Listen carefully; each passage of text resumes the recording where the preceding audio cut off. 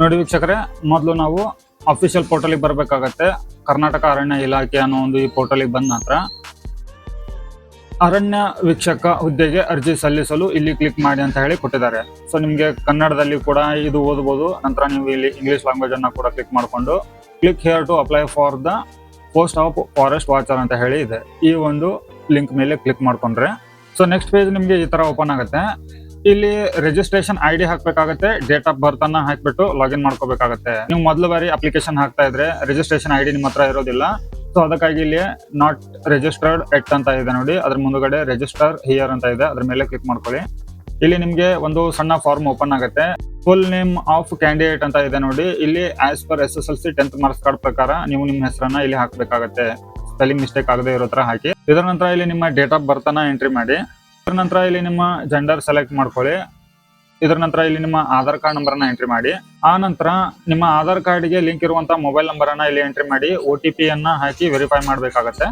Mobile number ಹಾಕಿದ ನಂತರ send OTP ಮೇಲೆ ಕ್ಲಿಕ್ ಮಾಡ್ಕೊಳ್ಳಿ. ಬಂದಿರುವಂತ OTP ಅನ್ನ ಹಾಕ್ಬಿಟ್ಟು ವೆರಿಫೈ OTP ಮೇಲೆ ಕ್ಲಿಕ್ ಮಾಡ್ತಾ ಇದ್ದೇನೆ ನೋಡಿ. ಮೊಬೈಲ್ ನಂಬರ್ ವೆರಿಫೈಡ್ ಸಕ್ಸಸ್ಫುಲ್ ಅಂತ ಹೇಳಿ ಬಂತು. ಓಕೆ ಮೇಲೆ ಕ್ಲಿಕ್ ಮಾಡ್ಕೊಂಡು ಇಲ್ಲ ನಿಮ್ಮ ಇಮೇಲ್ ID ಅನ್ನ 2 ಬಾರಿ ಹಾಕ್ಬೇಕಾಗತ್ತೆ. ಇಲ್ಲಿ ಒಂದ್ಸತಿ ಸಬ್ಮಿಟ್ ರಿಜಿಸ್ಟ್ರೇಷನ್ ಮೇಲೆ ಕ್ಲಿಕ್ ಮಾಡ್ತಾ ಇದ್ದೇನೆ. ಸೊ ನೋಡಿ ವೀಕ್ಷಕರೇ, ನಿಮ್ಮ ರಿಜಿಸ್ಟ್ರೇಷನ್ ID ಇಲ್ಲಿ ಇವಾಗ ಜನರೇಟ್ ಆಗಿದೆ.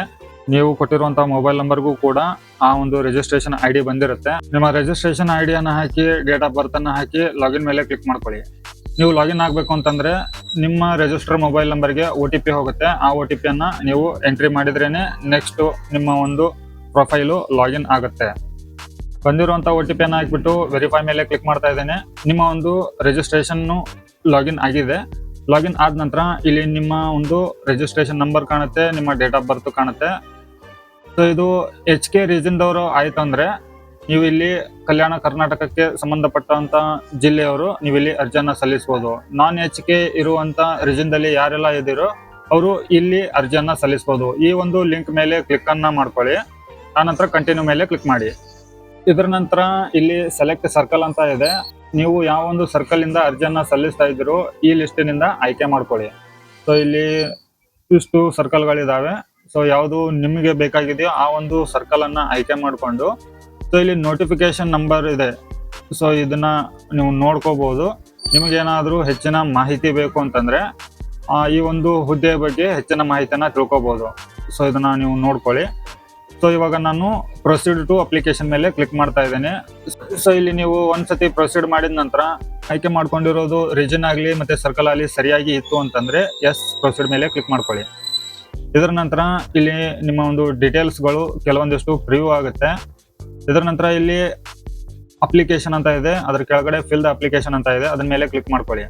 ಇವಾಗ ಇಲ್ಲಿ ನಿಮ್ಗೆ 5 ಸ್ಟೆಪ್ಗಳನ್ನ ನೀವು ಕಂಪ್ಲೀಟ್ ಮಾಡ್ಬೇಕಾಗತ್ತೆ. ಸೊ ಮೊದಲನೇ ಸ್ಟೆಪ್ ನಲ್ಲಿ ಪರ್ಸನಲ್ ಇನ್ಫಾರ್ಮೇಶನ್ ಇರುತ್ತೆ. ನೀವು ರಿಜಿಸ್ಟ್ರೇಷನ್ ಮಾಡುವಾಗ ಕೊಟ್ಟಿರುವಂತ ಕೆಲವೊಂದಿಷ್ಟು ಇನ್ಫಾರ್ಮೇಶನ್ಗಳು ಇಲ್ಲಿ ಫೆಚ್ ಆಗಿರುತ್ತೆ.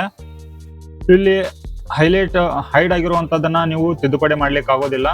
ಓಪನ್ ಬಾಕ್ಸ್ ಇರುವಂತದನ್ನ ಮಾತ್ರ ನೀವು ಫಿಲ್ಅಪ್ ಮಾಡ್ಬೇಕಾಗತ್ತೆ. ಇಲ್ಲಿ ತಂದೆ ಹೆಸರು ಮತ್ತೆ ತಾಯಿ ಹೆಸರನ್ನ ಎಂಟ್ರಿ ಮಾಡಿ. ಕ್ಯಾಂಡಿಡೇಟಿನ ಮ್ಯಾರಿಟಲ್ ಸ್ಟೇಟಸ್ ಅನ್ನ ಇಲ್ಲಿ ನೀವು ಆಯ್ಕೆ ಮಾಡ್ಕೊಳ್ಳಿ. ಮ್ಯಾರೇಜ್ ಆಗಿದ್ರೆ ಅವರ ಹೆಸರನ್ನ ಹಾಕ್ಬೇಕಾಗತ್ತೆ. ಅನ್ಮ್ಯಾರಿಡ್ ಅಂತ ಹೇಳಿ ಸೆಲೆಕ್ಟ್ ಮಾಡ್ಕೊಂಡ್ರೆ ಅವರ ಹೆಸರು ಹಾಕುವಂತ ಅವಶ್ಯಕತೆ ಇರೋದಿಲ್ಲ. ಡಿವೋರ್ಸ್ ಆಗಿದ್ರು ಕೂಡ ರೀಸನ್ ಅನ್ನ ನೀವು ಹಾಕ್ಬೇಕಾಗತ್ತೆ. ಸೊ ಇಲ್ಲಿ ಮ್ಯಾರಿಡ್ ಸ್ಟೇಟಸ್ ಅನ್ನ ಆಯ್ಕೆ ಮಾಡ್ಕೊಂಡು ನೆಕ್ಸ್ಟ್ ಕಾಂಟ್ಯಾಕ್ಟ್ ಡೀಟೇಲ್ಸ್ ಗೆ ಬರೋಣ. ಕಾಂಟ್ಯಾಕ್ಟ್ ಡೀಟೇಲ್ಸ್ ಗೆ ನಿಮ್ಮ ಮನೆಯ ವಿಳಾಸವನ್ನ ಈ ಬಾಕ್ಸ್ ನಲ್ಲಿ ಎಂಟ್ರಿ ಮಾಡಿ. ಸೊ ನಿಮ್ಮ ಕಾಂಟ್ಯಾಕ್ಟ್ ಡೀಟೇಲ್ಸ್ ಅನ್ನ ಎಂಟ್ರಿ ಮಾಡಿದ ನಂತರ ನೀವು ಎಂಟ್ರಿ ಮಾಡಿರೋ ಒಂದು ಪ್ಲೇಸ್ ಇಂದು ಅಡ್ರೆಸ್ಸು ಟೆಂಪರರಿನ ಅಥವಾ ಪರ್ಮನೆಂಟ್ ಅಂತ ಹೇಳಿ ಕೇಳ್ತಾ ಇದೆ. ಸೊ ಇದು ಪರ್ಮನೆಂಟ್ ಅನ್ನೋದಿತ್ತು ಅಂತಂದ್ರೆ ಅದನ್ನ ಎಸ್ ಅಂತ ಕ್ಲಿಕ್ ಮಾಡ್ಕೊಳ್ಳಿ. ಮತ್ತೆ ನೀವು ಇನ್ನೊಂದು ಅಡ್ರೆಸ್ ಅನ್ನ ಫಿಲ್ಅಪ್ ಮಾಡೋ ಅವಶ್ಯಕತೆ ಇಲ್ಲ. ನಂತರ ಇಲ್ಲಿ ನಿಮ್ಮ ನ್ಯಾಷನಾಲಿಟಿ ಡೀಟೇಲ್ಸ್ ಅನ್ನ ಇಂಡಿಯನ್ ಅಂತ ಹೇಳಿ ಸೆಲೆಕ್ಟ್ ಮಾಡ್ಕೊಳ್ಳಿ. ಇದರ ನಂತರ ನಿಮ್ಮ ಒಂದು ಫೋಟೋ ಮತ್ತೆ ಸಿಗ್ನೇಚರ್ ಅನ್ನ ನೀವು ಅಪ್ಲೋಡ್ ಮಾಡಬೇಕಾಗತ್ತೆ. ಫೋಟೋ ಸೈಜ್ ಬಂದ್ಬಿಟ್ಟು 100 KB ಇರಬೇಕಾಗತ್ತೆ. JPG ಫಾರ್ಮೆಟ್ ನಲ್ಲಿ ಮಾತ್ರ ನೀವು ಇಲ್ಲಿ ಅಪ್ಲೋಡ್ ಮಾಡಬೇಕಾಗತ್ತೆ, ಇಮೇಜ್ ಫಾರ್ಮೆಟ್ ನಲ್ಲಿ. ಸೊ ಸಿಗ್ನೇಚರ್ ಬಂದ್ಬಿಟ್ಟು 50 KB ಇರಬೇಕಾಗುತ್ತೆ. ಸೇಮ್ ಇದು ಇಮೇಜ್ ಫಾರ್ಮೆಟ್ ನಲ್ಲಿನೇ ಇರಬೇಕಾಗುತ್ತೆ, JPG ಅಥವಾ JPG. ಸೊ ಫೈಲ್ ಅನ್ನ ನಾನು ಅಪ್ಲೋಡ್ ಮಾಡ್ತಾ ಇದ್ದೇನೆ. ಸೊ ನೋಡಿ ಫೋಟೋ ಅಪ್ಲೋಡ್ ಆಯ್ತು. ನಂತರ ಸಿಗ್ನೇಚರ್ ಅನ್ನ ಅಪ್ಲೋಡ್ ಮಾಡ್ತಾ ಇದ್ದೇನೆ. ಸಿಗ್ನೇಚರ್ ಕೂಡ ಅಪ್ಲೋಡ್ ಆಯ್ತು. ಸೇವ್ ಅಂಡ್ ನೆಕ್ಸ್ಟ್ ಮೇಲೆ ಕ್ಲಿಕ್ ಮಾಡ್ಕೊಳ್ಳೋಣ. ಸೊ ಇದರ ನಂತರ ಸೆಕೆಂಡ್ ಸ್ಟೆಪ್ಪಿಗೆ ಬಂದಿದೆ. ಪರ್ಸನಲ್ ಡೀಟೇಲ್ ಅಂತೂ ಸೇವ್ ಆಗಿತ್ತು. ಇವಾಗ ಕ್ವಾಲಿಫಿಕೇಶನ್ ಇನ್ಫಾರ್ಮೇಶನ್ ಅನ್ನ ಕೊಡೋಣ. ಸೊ ಇಲ್ಲಿ ನಿಮ್ಮ ಎಜುಕೇಶನ್ ಕ್ವಾಲಿಫಿಕೇಶನ್ ಈ ಡ್ರಾಪ್ ಡೌನ್ ಬಾಕ್ಸ್ ಇಂದ ಆಯ್ಕೆ ಮಾಡ್ಕೊಳ್ಳಿ. ನೀವು SSLC ಯಾವ ಬೋರ್ಡಿನಿಂದ ಪಾಸ್ ಆಗಿದ್ದೀರಾ ಅಂತ ಅನ್ನೋದನ್ನ ಆಯ್ಕೆ ಮಾಡ್ಕೊಳ್ಳಿ. ಸ್ಟೇಟ್ ಬೋರ್ಡ್ ಇಂದ ನೀವೇನಾದ್ರೂ SSLC ಪಾಸ್ ಆಗಿದ್ರೆ ಜಸ್ಟ್ SSLC ಅಂತ ಹೇಳಿ ಸೆಲೆಕ್ಟ್ ಮಾಡ್ಕೊಳ್ಳಿ. CBSE ಇದ್ರೆ, ICSE ಇತ್ತಂದ್ರೆ, ಇವು ಯಾವ ಬೋರ್ಡಿಗೆ ನೀವು ಸಂಬಂಧಪಟ್ಟಿರ್ತೀರೋ ಆ ಬೋರ್ಡ್ ಅನ್ನ ಆಯ್ಕೆ ಮಾಡ್ಕೊಳ್ಳಿ. ನಾನು ಇಲ್ಲಿ ಸ್ಟೇಟ್ ಬೋರ್ಡ್ ಅನ್ನ ಆಯ್ಕೆ ಮಾಡ್ಕೊಳ್ತಾ ಇದ್ದೇನೆ. ನಂತರ ಯಾವ ಒಂದು ಇಯರ್ ನಲ್ಲಿ ಪಾಸ್ ಆಗಿದ್ದೀವಿ ಅಂತ ಅನ್ನೋದನ್ನ ನಾವಿಲ್ಲಿ ಆಯ್ಕೆ ಮಾಡ್ಕೋಬೇಕಾಗತ್ತೆ. ಸೊ ಇದರ ನಂತರ ನಿಮ್ಮ ಒಂದು ಮಾರ್ಕ್ಸ್ ಕಾರ್ಡ್ ನಲ್ಲಿ ಇರುವಂತಹ ರಿಜಿಸ್ಟ್ರೇಷನ್ ನಂಬರ್ ಅನ್ನ ಎಂಟ್ರಿ ಮಾಡಿ. ಇದರ ನಂತರ ಇಲ್ಲಿ ನಿಮ್ಮ ಕ್ಲಾಸ್ ಸೆಕ್ಯೂರ್ಡ್ ಅಂತ ಅನ್ನೋದು ಇದೆ ಅಲ್ವಾ, ಇದಲ್ಲಿ distinction first class second class ಅನ್ನೋದನ್ನ ನೀವು ಆಯ್ಕೆ ಮಾಡ್ಕೊಳ್ಳಿ. ನಂತರ ಮ್ಯಾಕ್ಸಿಮಮ್ ಮಾರ್ಕ್ಸ್ ಎಷ್ಟಿದೆ ಅದನ್ನ ಎಂಟ್ರಿ ಮಾಡಿ, 625 ಅಂತ ಹೇಳಿ. ನಂತರ ನೀವು 625 ಮಾರ್ಕ್ಸ್ ನಲ್ಲಿ ಎಷ್ಟು ಮಾರ್ಕ್ಸ್ ಅನ್ನ ನೀವು ಪಡೆದಿದ್ದೀರಾ ಅದನ್ನ ಎಂಟ್ರಿ ಮಾಡಿ. ಇದರ ನಂತರ ಇಲ್ಲಿ ನಿಮ್ಮ ಪರ್ಸೆಂಟೇಜು ಡಿಸ್ಪ್ಲೇ ಆಗುತ್ತೆ. ಸೊ ಇದೆಲ್ಲ ಸರಿಯಾಗಿ ಎಂಟ್ರಿ ಮಾಡಿದ ನಂತರ ಸೇವ್ ಅಂಡ್ ನೆಕ್ಸ್ಟ್ ಮೇಲೆ ಕ್ಲಿಕ್ ಮಾಡ್ಕೊಳ್ಳಿ. ಸೊ ಕ್ವಾಲಿಫಿಕೇಶನ್ ಡೀಟೇಲ್ಸ್ ಸೇವ್ ಆಗಿದೆ. ಥರ್ಡ್ ಸ್ಟೆಪ್ಪಿಗೆ ಬಂದಿದೆ ಇವಾಗ, ರಿಸರ್ವೇಶನ್ ಸ್ಟೆಪ್ ಅಲ್ಲಿ. ಸೊ ಇಲ್ಲಿ ನಿಮ್ಮ ಕೆಟಗರಿ ಯಾವ್ದು ಅನ್ನೋದನ್ನ ಆಯ್ಕೆ ಮಾಡ್ಕೊಳ್ಳಿ. ಇಷ್ಟು ಕೆಟಗರಿ ಲಿಸ್ಟ್ ಇದೆ. ಈ ಕೆಟಗರಿಯಲ್ಲಿ ನೀವು ಯಾವ ಒಂದು ಕೆಟಗರಿಗೆ ಸಂಬಂಧಪಡ್ತೀರಾ ಆ ಒಂದು ಕೆಟಗರಿಯನ್ನ ಆಯ್ಕೆ ಮಾಡಿಕೊಂಡು ಇಲ್ಲಿ ಕೆಟಗರಿಯನ್ನ ಆಯ್ಕೆ ಮಾಡ್ಕೋಬೇಕಾಗತ್ತೆ.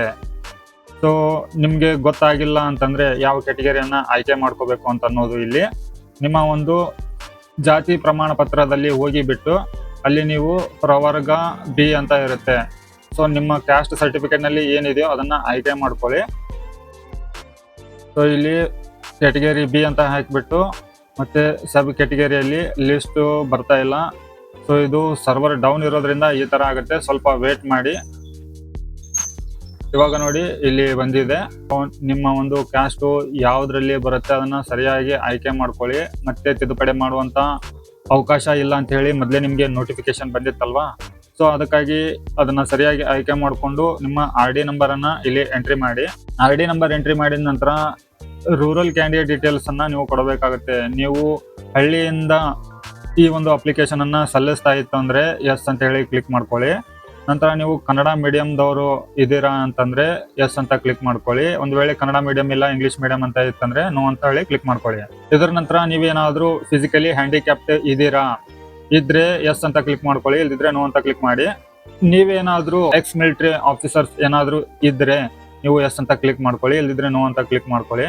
ನಂತರ ನೀವೇನಾದ್ರೂ 5 ವರ್ಷದಿಂದ ಕಂಟಿನ್ಯೂಸ್ ಆಗ್ಲಿ ಫಾರೆಸ್ಟ್ ಮೋಟಿವೇಟರ್ ಅಂತ ಹೇಳಿ ಕೆಲಸ ಮಾಡಿದ್ರೆ ಎಸ್ ಅಂತ ಕ್ಲಿಕ್ ಮಾಡ್ಕೊಳ್ಳಿ, ಇಲ್ಲಿದ್ರೆ ನೋ ಅಂತ ಕ್ಲಿಕ್ ಮಾಡ್ಕೊಂಡು ಸೇವ್ ಅಂಡ್ ನೆಕ್ಸ್ಟ್ ಮೇಲೆ ಕ್ಲಿಕ್ ಮಾಡಿ. ಸೊ ಇವಾಗ are you sure want to save the reservation details ಅಂತ ಕೇಳ್ತಾ ಇದೆ. ಎಲ್ಲ ಸರಿಯಾಗಿ ಇತ್ತು ಅಂತಂದ್ರೆ ಓಕೆ ಮೇಲೆ ಕ್ಲಿಕ್ ಮಾಡ್ಕೊಳ್ಳಿ, ಇಲ್ಲಿದ್ರೆ ಕ್ಯಾನ್ಸಲ್ ಮಾಡಿ ಮತ್ತೆ ಅದನ್ನ ಸರಿ ಮಾಡ್ಕೊಳ್ಳಿ. ಇವಾಗ ನೋಡಿ ವೀಕ್ಷಕರೇ, ರಿಸರ್ವೇಶನ್ ಡೇಟಾ ಸೇವ್ ಸಕ್ಸಸ್ಫುಲಿ ಆಗಿದೆ. ನಂತರ ಅಪ್ಲೋಡ್ ಡಾಕ್ಯುಮೆಂಟ್ಸ್ ಅಂತ ಹೇಳಿ ಬಂದಿದೆ. ಇಲ್ಲಿ ನೀವು ನಿಮ್ಮ ದಾಖಲೆಯನ್ನ ಅಪ್ಲೋಡ್ ಮಾಡಬೇಕಾಗತ್ತೆ. ಸೊ ನೋಡಿ ಇಲ್ಲಿ ಅಪ್ಲೋಡ್ ಮಾಡ್ತಾ ಇರುವಂತಹ ಡಾಕ್ಯುಮೆಂಟ್ ಎಲ್ಲವೂ ಕೂಡ PDF ಫಾರ್ಮೆಟ್ ನಲ್ಲಿ ಇರಬೇಕಾಗತ್ತೆ, 150 KB ಸೈಜ್ ನಲ್ಲಿ ಇರಬೇಕಾಗತ್ತೆ. ಸೊ ಎಲ್ಲ ಡಾಕ್ಯುಮೆಂಟ್ ಅನ್ನ ನೀವು ಅಪ್ಲೋಡ್ ಮಾಡ್ಕೊಂಡ ನಂತರ ಅಪ್ಲೋಡ್ ಅಂಡ್ ನೆಕ್ಸ್ಟ್ ಮೇಲೆ ಕ್ಲಿಕ್ ಮಾಡ್ಕೊಳ್ಳಿ. ಸೊ ಇವಾಗ ನೋಡಿ ಡಾಕ್ಯುಮೆಂಟ್ ಡೀಟೇಲ್ಸ್ ಅಪ್ಲೋಡೆಡ್ ಸಕ್ಸಸ್ಫುಲಿ ಅಂತ ಹೇಳಿ ಬಂತು. ಇವಾಗ 5th step preview and submit ಮೇಲೆ ನಾವು ಕಾನ್ಸಂಟ್ರೇಷನ್ ಮಾಡೋಣ. ಇವಾಗ ನಾವು ಒಂದ್ಸತಿ ನಮ್ಮ ಎಲ್ಲ ಇನ್ಫಾರ್ಮೇಶನ್ ಅನ್ನ ಸರಿಯಾಗಿದೆ ಎಲ್ಲ ಚೆಕ್ ಮಾಡ್ಕೊಳ್ಳಿ. ಎಲ್ಲ ಸರಿಯಾಗಿ ಇತ್ತು ಅಂತಂದ್ರೆ ಇಲ್ಲಿ ಕೆಳಗಡೆ ಅಗ್ರಿ ಅಂತ ಇದೆ, ಅಗ್ರಿಯನ್ನ ಕ್ಲಿಕ್ ಮಾಡಿಕೊಂಡು ಈ ಸೈನ್ ಅಂಡ್ ಸಬ್ಮಿಟ್ ಮೇಲೆ ಕ್ಲಿಕ್ ಮಾಡ್ಕೊಳ್ಳಿ. ಸೊ ಇಲ್ಲಿ ನಿಮ್ಮ ಫೈನಲ್ ಕನ್ಫರ್ಮೇಶನ್ ಕೇಳ್ತಾ ಇದೆ, ಎಸ್ ಪ್ರೊಸೀಡ್ ಟು ಈ ಸೈನ್ ಮೇಲೆ ಕ್ಲಿಕ್ ಮಾಡ್ಕೊಳ್ಳಿ. ನೋಡಿ ವೀಕ್ಷಕರೇ, ನೆಕ್ಸ್ಟ್ ನಿಮಗೆ ಹಸ್ತಾಕ್ಷರ ವೆಬ್ಸೈಟ್ಗೆ ಬರುತ್ತೆ. ಇಲ್ಲಿ ನಿಮ್ಮ ಆಧಾರ್ ಕಾರ್ಡ್ ನಂಬರ್ ಅನ್ನ ಹಾಕಿ ಗೆಟ್ OTP ಮೇಲೆ ಕ್ಲಿಕ್ ಮಾಡ್ಕೊಳ್ಳಿ. ನಂಬರ್ ಹಾಕಿ ಆಧಾರ್ ಕಾರ್ಡಿಗೆ ಲಿಂಕ್ ಇರುವಂತ ಮೊಬೈಲ್ ನಂಬರ್ಗೆ OTP ಬಂದಿರುತ್ತೆ. ಆ OTP ಅನ್ನ ನಾವು ಎಂಟ್ರಿ ಮಾಡೋಣ. OTP ಹಾಕಿದ ನಂತರ ಸಬ್ಮಿಟ್ ಮೇಲೆ ಕ್ಲಿಕ್ ಮಾಡ್ಕೊಳ್ಳಿ. ಸೊ ಸರ್ವರ್ ಸ್ಲೋ ಇರೋದ್ರಿಂದ ನಿಮ್ಗೆ ಇದು ಲೇಟ್ ಆಗ್ಬೋದು. ನಿಮ್ಮ ಒಂದು ಡ್ಯಾಶ್ ಬೋರ್ಡಿಗೆ ಹೋಗ್ಬಿಟ್ಟು ಅಲ್ಲಿ ಫೈನಲ್ ಸ್ಟೆಪ್ ಒಂದೇ ಇರುತ್ತೆ, ಪೇಮೆಂಟ್ ಅನ್ನ ಮಾಡೋದು. ಆ ಒಂದು ಪೇಮೆಂಟ್ ಅನ್ನ ನೀವು ಕ್ಲಿಕ್ ಮಾಡಿ ಆನ್ಲೈನ್ ಮುಖಾಂತರ ನೀವು ಪೇಮೆಂಟ್ ಅನ್ನ ಮಾಡ್ಕೋಬಹುದು. ಕ್ಯಾಟಗರಿ ವೈಸ್ ಪೇಮೆಂಟ್ ಇರುತ್ತೆ. ಸೊ ಇಷ್ಟು ಇವತ್ತಿನ ಈ ಒಂದು ವಿಡಿಯೋದಲ್ಲಿ ಮಾಹಿತಿ ಇರುತ್ತೆ ವೀಕ್ಷಕರೇ. ಸರ್ವರ್ ಸ್ಲೋ ಇರೋದ್ರಿಂದ ನಾನು ನಿಮ್ಗೆ ಲೈವ್ ಆಗಿ ಈ ಸ್ಟೆಪ್ಪಿನವರೆಗೂ ಕೂಡ ತೋರಿಸಿದ್ದೇನೆ. ಲಾಸ್ಟ್ ಸ್ಟೆಪ್ ಪೇಮೆಂಟ್ ಮಾಡೋದು ಒಂದೇ ಇರುತ್ತೆ. ಆ ಒಂದು ಪೇಮೆಂಟ್ ಅನ್ನ ನೀವು ಕಂಪ್ಲೀಟ್ ಮಾಡ್ಕೊಳ್ಳಿ. ಸೊ ಈ ಮಾಹಿತಿ ತಮಗೆ ಉಪಯೋಗ ಆಗಿದ್ರೆ ವಿಡಿಯೋಗೆ ಒಂದು ಲೈಕ್ ಕೊಟ್ಟು ಚಾನಲ್ಗೆ ಸಬ್ಸ್ಕ್ರೈಬ್ ಮಾಡಿ. ಮತ್ತೆ ಹೊಸ ಮಾಹಿತಿಯೊಂದಿಗೆ ಸಿಗ್ತೀನಿ. ಅಲ್ಲಿವರೆಗೂ ಜೈ ಹಿಂದ್.